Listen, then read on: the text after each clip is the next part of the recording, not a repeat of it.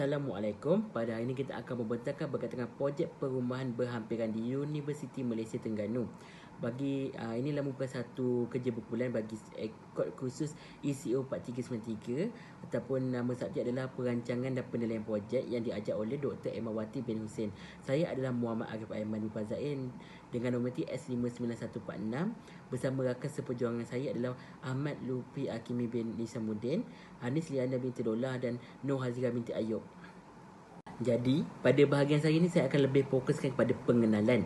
Macam kita tahu, rancangan Malaysia ke-9 beranggarkan permintaan sebanyak 709,400 unit kediaman di seluruh negara.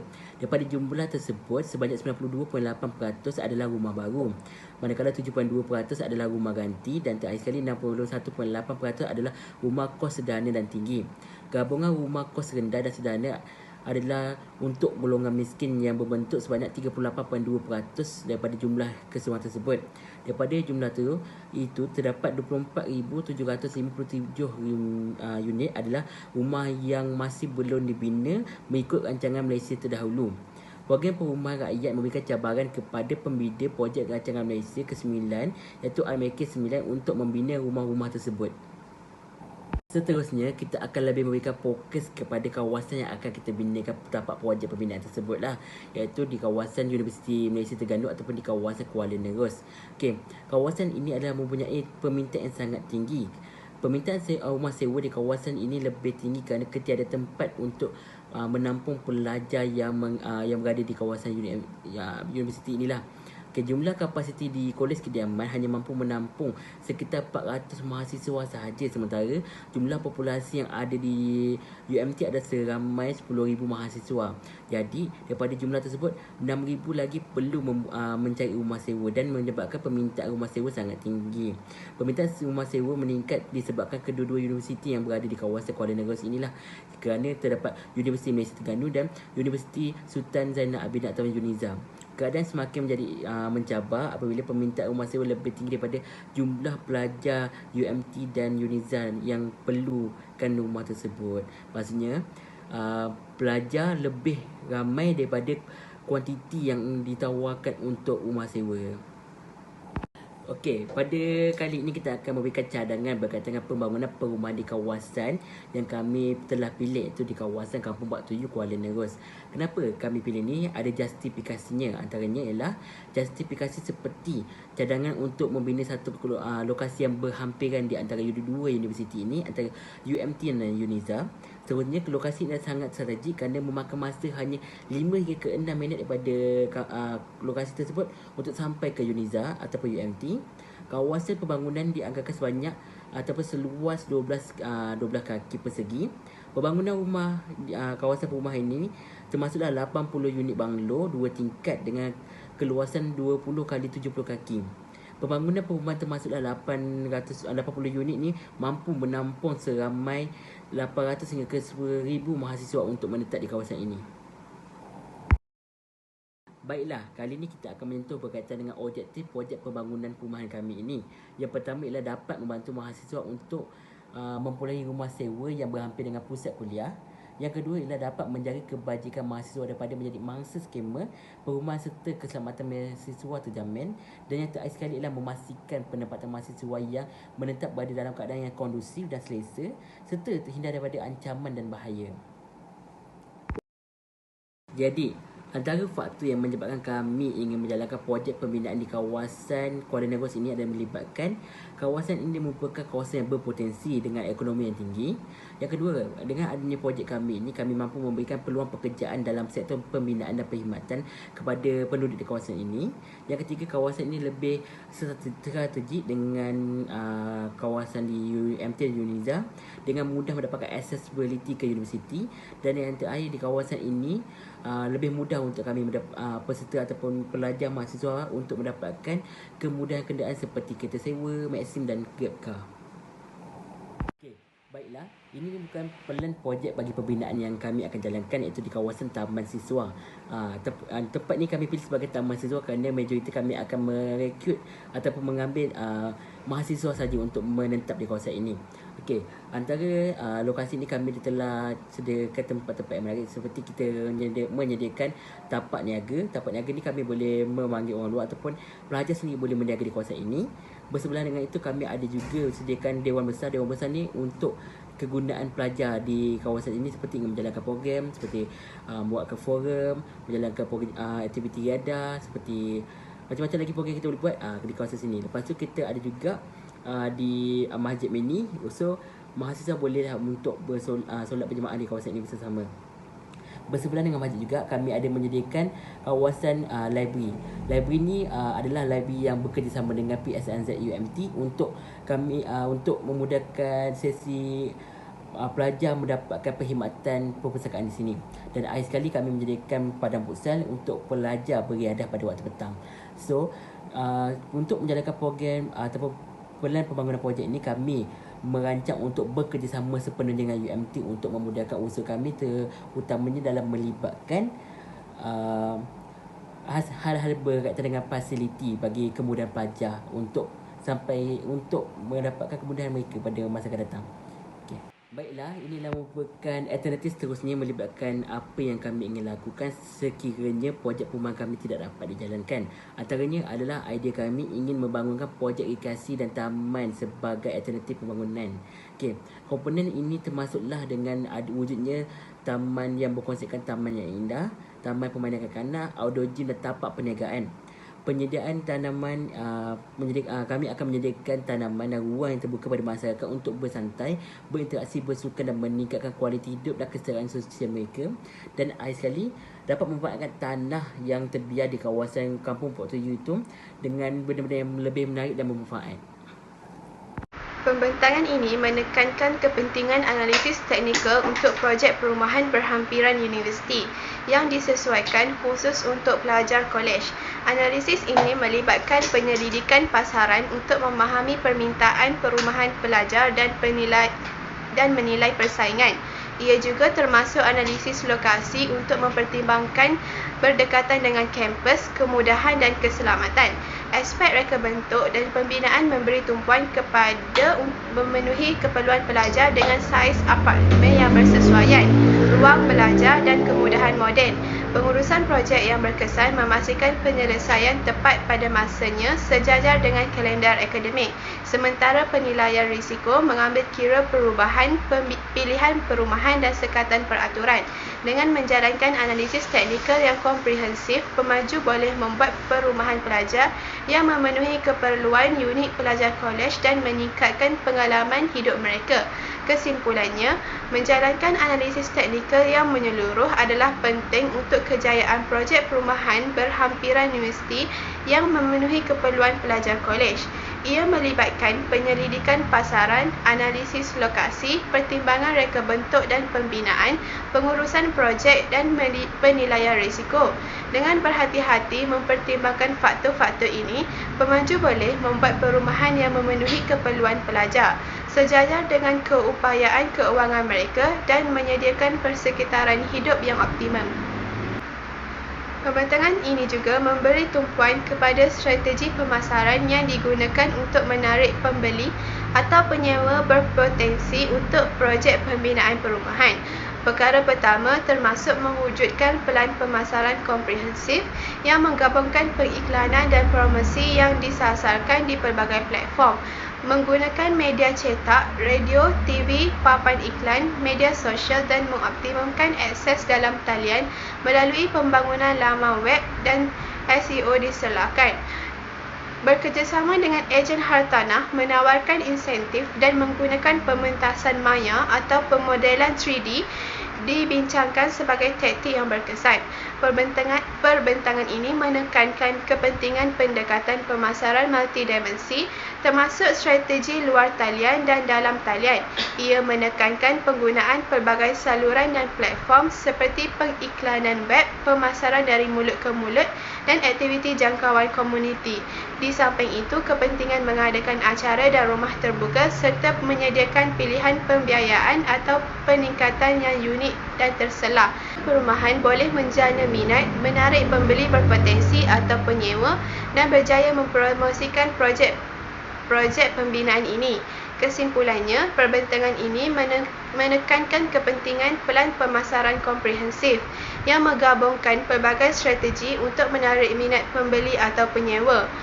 Ini penting untuk projek pembinaan perumahan ini dapat dipasarkan dengan baik dengan menggunakan pengiklanan yang disasarkan, pengoptimum dalam talian, kerjasama intensif dan acara.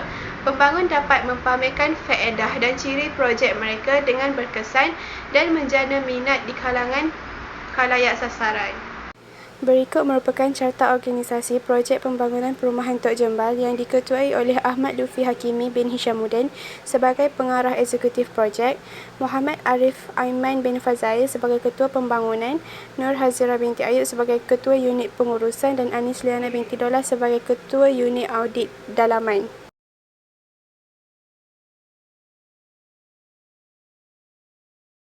Analisis ekonomi dan kewangan.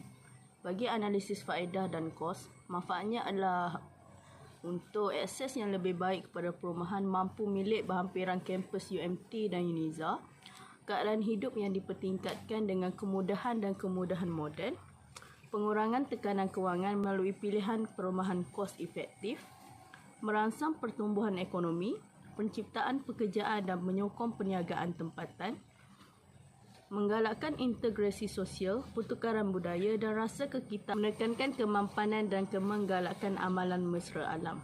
Bagi analisis kos, pilihan perumahan mampu milik mengurangkan perbelanjaan pelajar ke atas sewa luar kampus, pelaburan awal dalam pembinaan dan pembangunan dengan faedah jangka panjang, kos penyelenggaraan yang berterusan untuk projek perumahan, potensi pulangan pelaburan melalui pendapatan sewa dan peningkatan nilai hartanah.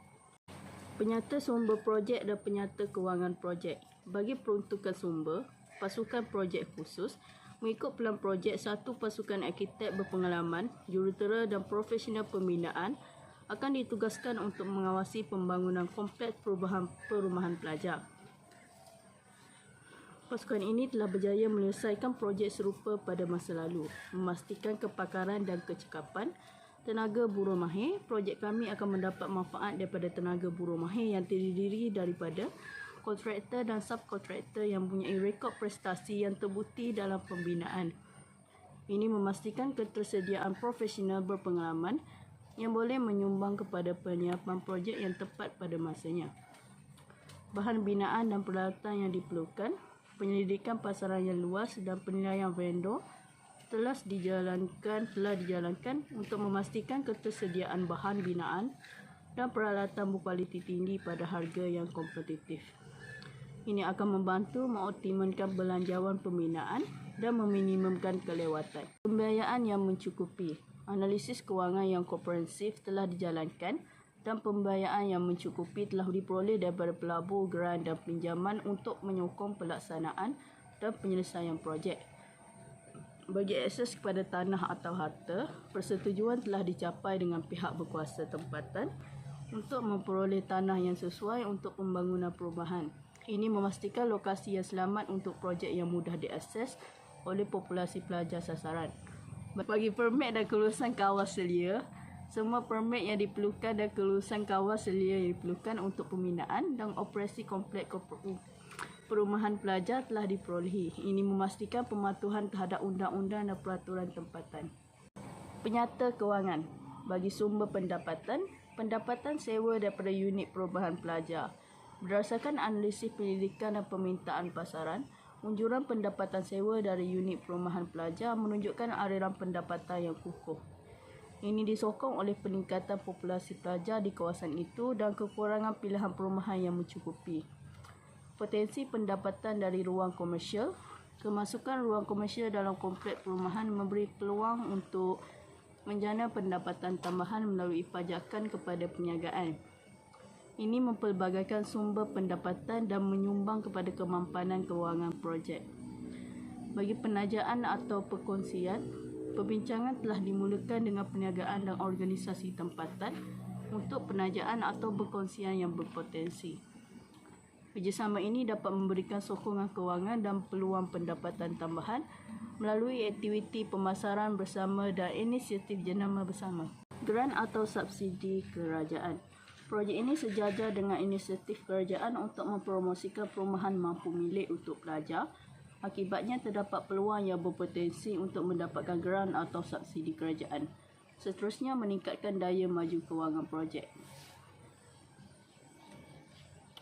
Acara pengumpulan dana atau sumbangan. Projek ini mempunyai potensi yang kuat untuk sokongan masyarakat, termasuk alumni dan penyokong yang mungkin berminat untuk menyumbang melalui acara pengumpulan dana atau sumbangan langsung. Sumber-sumber ini boleh memberikan sokongan kewangan tambahan dan menunjukkan pelibatan komuniti. Perbelanjaan, kos pembinaan dan pembangunan. Anggaran kos terperinci dan pelan pembinaan telah disediakan, memandangkan faktor-faktor seperti bahan, buruh, peralatan dan pembelanjaan yang berkaitan. Anggaran ini telah dikaji semula oleh pakar industri untuk memastikan ketepatan dan memberikan pandangan yang realistik mengenai kos projek. Perbelanjaan operasi yang berterusan. Belanjawan komprehensif telah dibangun untuk mengambil kira pembelanjaan operasi yang berterusan, termasuk penyelenggaraan, utiliti, yuran pengurusan dan kos lain yang berkaitan. Bajet ini telah disediakan berdasarkan penanda aras industri yang keperluannya dijangkakan. Pembelanjaan pemasaran dan promosi. Belanjawan khusus untuk aktiviti pemasaran dan promosi telah diperuntukkan untuk mewujudkan kesedaran tentang kompleks perumahan pelajar dan menarik penyewa yang berpotensi. Ini termasuk kempen pemasaran digital, pengiklanan dan usaha penjenamaan. Kos pentadbiran dan kaki tangan. Projek ini memerlukan kaki tangan pentadbiran untuk pengurusan operasi sehari-hari, mengendalikan pertanyaan penyewa dan mengawasi perkara-perkara kewangan dan undang-undang. Kos kaki tangan telah diambil kira dalam unjuran kewangan untuk memastikan pengurusan projek yang cekap. Bayaran faedah pinjaman. Jika berkenaan, bayaran faedah pinjaman telah dimasukkan ke dalam analisis kewangan untuk mengambil kira kos pembiayaan. Kadar faedah dan terma pembayaran balik telah dinilai dengan teliti untuk mengurangkan beban kewangan. Untuk nilai, persekitaran hidup dan pembelajaran yang dipertingkatkan, kompleks perumahan pelajar akan menyediakan ruang tamu moden, selesa dan lengkap yang meningkatkan keseluruhan. NPV ialah nilai kini bersih, iaitu perbezaan antara nilai semasa aliran masuk tunai dan nilai semasa aliran keluar tunai. BCR pula ialah nisbah antara nilai semasa manfaat projek dan kos pelaburan awal. BCR lebih besar daripada 1 menunjukkan bahawa faedah projek melebihi kos, jadi projek itu dianggap boleh dilaksanakan. IRR pula ialah kadar pulangan di mana NPV projek menjadi sifar. IRR mencerminkan kadar pulangan yang dijangkakan ke atas sesuatu projek.